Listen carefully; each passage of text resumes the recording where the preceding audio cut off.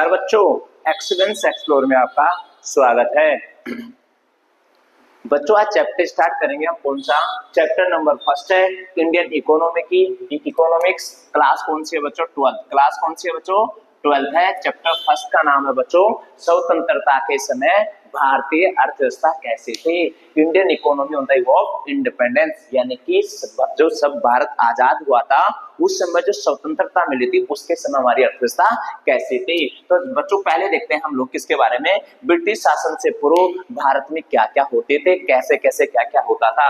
तो बच्चों हमारे पास क्या थे? हमारे पास हस्तशिल्प उत्पाद थे, यानी कि हस्तशिल्प उत्पाद का मतलब हमारे द्वारा बनाए गए क्या थे? प्रोडक्ट थे, वस्तु थी। अब बच्चों हम उनका क्या करते थे? निर्यात करते थे। तो भारत क्या करता था बच्चों? भारत निर्यात करता था किसको? शेष विश्व को। किसका निर्यात करता था बच्चों? हस्तशिल्प उत्पादों का निर्यात करता था। हस्तशिल्प उत्पाद का मतलब हमारे द्वारा बनाए गए वस्तुओं का क्या करता था? निर्यात करता था।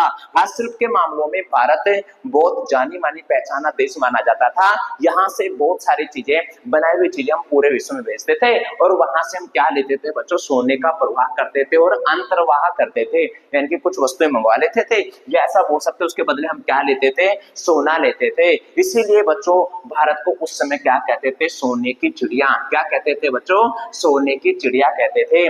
ब्रिटिश शासन जब हम गुलामी में नहीं आए थे, आज गुलामी से पहले की बातें हैं, ब्रिटिश शासन से पहले की बातें हैं। हम लोग हस्तशिल्प उत्पादों का निर्यात करते थे और उससे क्या लेते थे? सोने का प्रवाह करते थे और उसी समय हमें क्या कहते थे? भारत को सोने की चिड़िया कहते थे। लेकिन जब बच्चों ब्रिटिश शासन के दौरान, यानी कि जब ब्रिटिश शासन आया उस समय भारत क्या करता था? कच्चे माल का निर्यात करता था। किसको? शेष विश्व को। और विश्व से क्या करता था बच्चों? तैयार वस्तुओं का क्या करता था? आयात करता था। इसका मतलब हुआ बच्चों अब भारत क्या कर रहा है? कच्चा माल भेज रहा है किसको? विश्व को। और वहां से बनी हुई वस्तु क्या ले रहा है? ये आयात कर रहा है। तो इसका मतलब एक तरीके से भारत क्या हो गया बच्चों? डिपेंड हो गया किस पे? अदर कंट्री पे। किस पे बच्चों? अदर कंट्री पे क्या हो गया? डिपेंड हो गया। हम यहाँ से क्या भेजेंगे बच्चों? कच्चा माल भेजेंगे और वहां से जो बनी हुई वस्तु वो हम क्या करेंगे? आयात करेंगे। अब बच्चों यहाँ पे जो भारत था, भारत पे जो ब्रिटिश सरकार थी उसने कौन सा शासन किया था? भारत ने शोषण किया। भारत पे शोषण किया गया किसके द्वारा? अंग्रेजों के द्वारा। उस शोषण को बच्चों हम क्या कहते हैं? औपनिवेशिक शोषण कहते हैं। कौन सा शोषण कहते हैं बच्चों? औपनिवेशिक शोषण कहते हैं, कॉलोनियल एक्सप्लॉयटेशन कहते हैं। इसमें जो ब्रिटिश सरकार थी बच्चों वो क्या करती थी? मैक्सिमम प्रॉफिट पाने के लिए भारतीय अर्थव्यवस्था का क्या किया? उसने शोषण किया था। क्या ब्रिटिश सरकार क्या चाहती थी? मैक्सिमम प्रॉफिट चाहती थी। उसके लिए बच्चों भारतीय अर्थव्यवस्था का क्या कर दिया? शोषण। किसने बच्चों? अंग्रेजों ने, ब्रिटिश सरकार ने। कैसे किया? देखो बच्चों अंग्रेजों ने क्या किया बच्चों? पूर्ति पक्ष, यानी कि कच्चे माल को पूर्ति ले रही है, यानी कि सप्लाई एंड क्या करेंगे यहाँ पे? मांग। तो भारत क्या कर रहा था बच्चों? भारत कच्चा माल किसको भेज रहा था? शेष विश्व को भेज रहा था। कच्चा माल दे रहा था किसको? पूरे विश्व को। और मांग किसकी हो रही थी? ब्रिटिश वस्तुओं की मांग। और यहाँ पे जो भारत था इंडियन मार्केट के अंदर किसकी मांगे हो रही थी बच्चों? तैयार वस्तुओं की। यानी कि जो ब्रिटिश सरकार जो वस्तु बना रही है वो इंडियन मार्केट में मांग हो रही है और बाहर जो ब्रिटिश सरकार हमसे किसकी सप्लाई ले रही है? हम सप्लाई किसकी दे रहे हैं बच्चों? कच्चे माल की। यही था बच्चों, ये दो वाला था। उसी को हम क्या कहते हैं? औपनिवेशिक शोषण कहते हैं। औपनिवेशिक शोषण क्या मतलब आता है बच्चों? अंग्रेजों ने मैक्सिमम प्रॉफिट के लिए भारतीय अर्थव्यवस्था का क्या किया था बच्चों? शोषण किया था। उसे हम क्या कहते हैं? औपनिवेशिक शोषण। इसके दो पहलू थे, पूर्ति पक्ष और मांग पक्ष। भारत वाले लोग, भारत देश शेष विश्व को कच्चा माल का निर्यात कर रहा है और वहां से शेष वस्तुओं का जो तैयार वस्तु उनका क्या कर रहा है बच्चों? आयात कर रहा है। अब देखो बच्चों एक चीज हो रहा है कि यहाँ पे हमारा जो था हस्तशिल्प उत्पाद था वो बिल्कुल क्या हो गया था बच्चों? नष्ट हो गया था। उसके पीछे का कारण क्या था बच्चों? भारत से जो कच्चा माल जाता था वहां पे बच्चों टैक्स ना के बराबर या बिल्कुल कम था। जो किसको फायदा होगा? अंग्रेजों को फायदा होगा। ये कच्चा माल आसानी से सस्ते में खरीद लेंगे। लेकिन तो जो तैयार वस्तु थी बच्चों उन पे भी इंडियन मार्केट में टैक्स क्या था? कम था। अब सपोज करो बच्चों ये इंडियन मार्केट है, ये क्या है बच्चों? मार्केट है। अगर इस मार्केट में अगर कोई टैक्स कम वाली वस्तु आएंगी जो शेष विश्व ब्रिटिश लोग यहाँ पे भेजेंगे वो क्या वस्तु हो जाएंगी बच्चों? सस्ती वस्तु आएंगी। तो भारत में क्या चीजें कितने में मिलेंगे? सस्ते मिलेंगे। लेकिन उन्होंने क्या किया बच्चों? जो हमारा हस्तशिल्प उत्पाद था, हाथों से जो बनी हुई चीजें थी उस पर टैक्स क्या कर दिया, ज्यादा कर दिया। अब ये चीजें क्या हो गई बच्चों, महंगी हो गई, क्या हो गई, कॉस्टली हो गई। और जो अंग्रेजों जो सरकार, अंग्रेज ब्रिटिश सरकार जो यहाँ पे भारत के मार्केट में क्या लेके आई थी बच्चों, जो वस्तु लेके आई थी उस पर टैक्स कम था, इसलिए वो क्या थी, सस्ती थी। और हस्तशिल्प जो उत्पाद थे वो उन पे टैक्स क्या था, ज्यादा था। जो इंडियन मार्केट में क्या था बच्चों, हस्तशिल्प उद्योग क्या थे, महंगे थे। और जो ब्रिटिश सरकार की जो चीजें थी वो क्या थी, सस्ती थी। और तो लोग किसको खरीदेंगे बच्चों, सस्ती चीजों को खरीदेंगे। इसका मतलब ब्रिटिश वस्तुओं को लोग खरीदने लग गए और हमारे हस्तशिल्प को क्या कर दिया, खत्म कर दिया। इसी नीति को हम क्या कहते हैं, निराशाजनक औद्योगिकरण बोलेंगे। इसको बोलते हैं बच्चों विभेद मूलक नीति। कौन सी बच्चों, विभेद मूलक नीति। दोबारा बच्चों सुनो, यहाँ पे मैक्सिमम प्रॉफिट के लिए अर्थव्यवस्था का क्या किया, शोषण किया। ब्रिटिश सरकार ने क्या किया, कच्चे माल जो मंगवा रहे थे भारत से उस पर टैक्स कम था तो ब्रिटिश सरकार को थोड़ा महंगा, ज्यादा महंगा पड़ा नहीं। लेकिन ब्रिटिश सरकार ने दिमाग लगाया, वहां पे भारत इंडियन मार्केट में क्या कर दिया, जो वस्तु भेजे थे उस पर टैक्स क्या था, कम था। भारत सरकार उसको टैक्स कम है तो चीजों को खरीदेगी, तो खरीदा तो यहाँ पे वो चीजें क्या आ रही थी, सस्ती आ रही थी। लेकिन जो हस्तशिल्प उत्पाद है उस पर क्या लगा दिया बच्चों, टैक्स ज्यादा लगा दिया, जिसकी वजह से वो क्या हो गए, ज्यादा महंगे हो गए। और हस्तशिल्प उद्योगों का क्या हो गया, विनाश हो गया था। उत्पादों का क्या हुआ बच्चों, विनाश हुआ। अब बच्चों बात करते हैं, आज वेरी वेरी मोस्ट टॉपिक है आज का, भारतीय अर्थव्यवस्था की विशेषताएं क्या हैं। तो बच्चों भारतीय अर्थव्यवस्था में सबसे पहले टॉपिक आता है गतिहीन अर्थव्यवस्था, यानी कि स्टैग्नेंट इकोनॉमी। इसका मतलब होता है बच्चों, गतिहीन अर्थव्यवस्था का मतलब होता है कि जो व्यक्ति की आय होती है बच्चों वो ना के बराबर बढ़ती थी, या तो नॉर्मल मानो कि थोड़ी बहुत बढ़ रही थी या ना के बराबर बढ़ रही थी, उसे बच्चों हम क्या कहते हैं, गतिहीन अर्थव्यवस्था कहते हैं।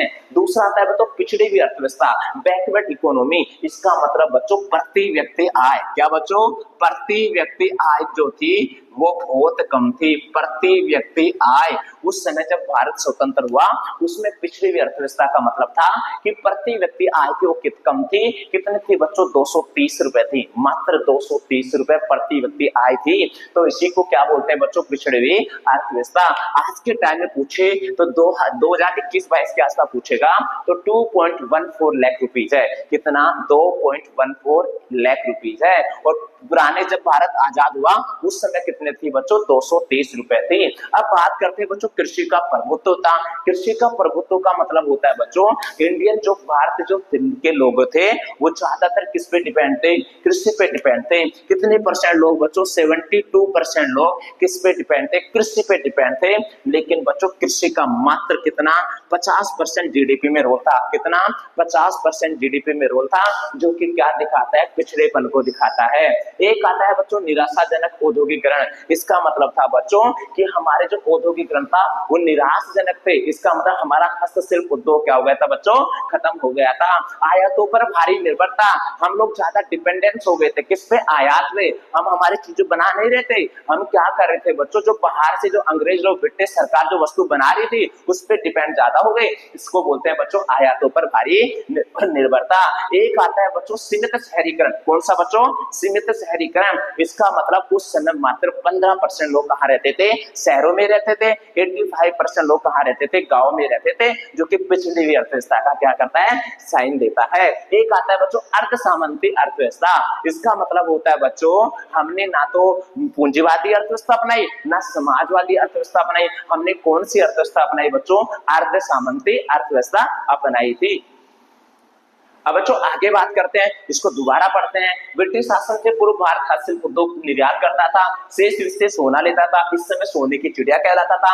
ब्रिटिश शासन का दौरान आया, भारत ने कच्चे मालों का निर्यात स्टार्ट किया और वहां से बनी हुई वस्तुओं का क्या किया, आयात किया।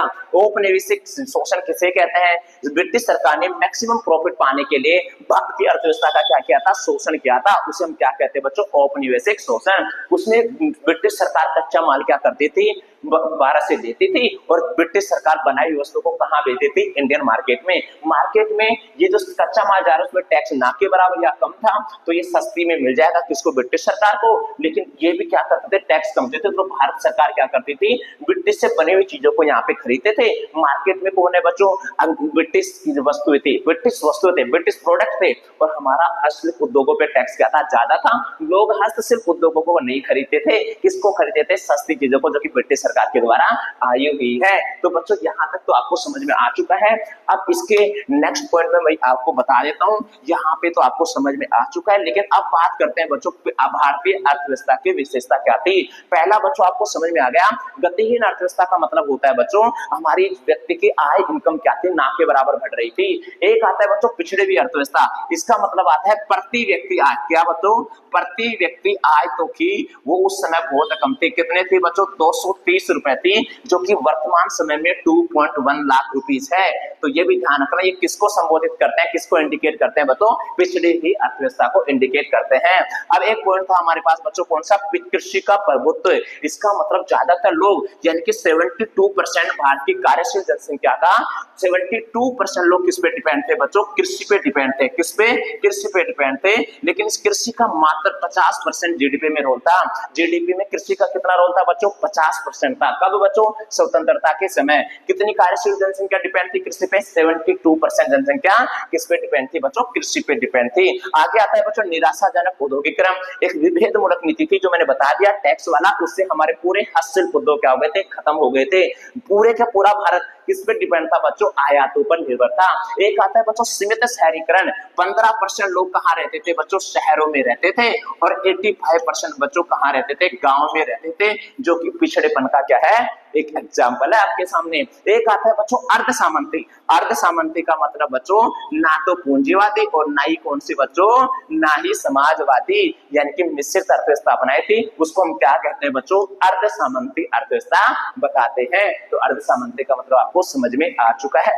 यहाँ पे बच्चों आपका पार्ट 1 क्या होता है, कंप्लीट होता है। Thank you so much.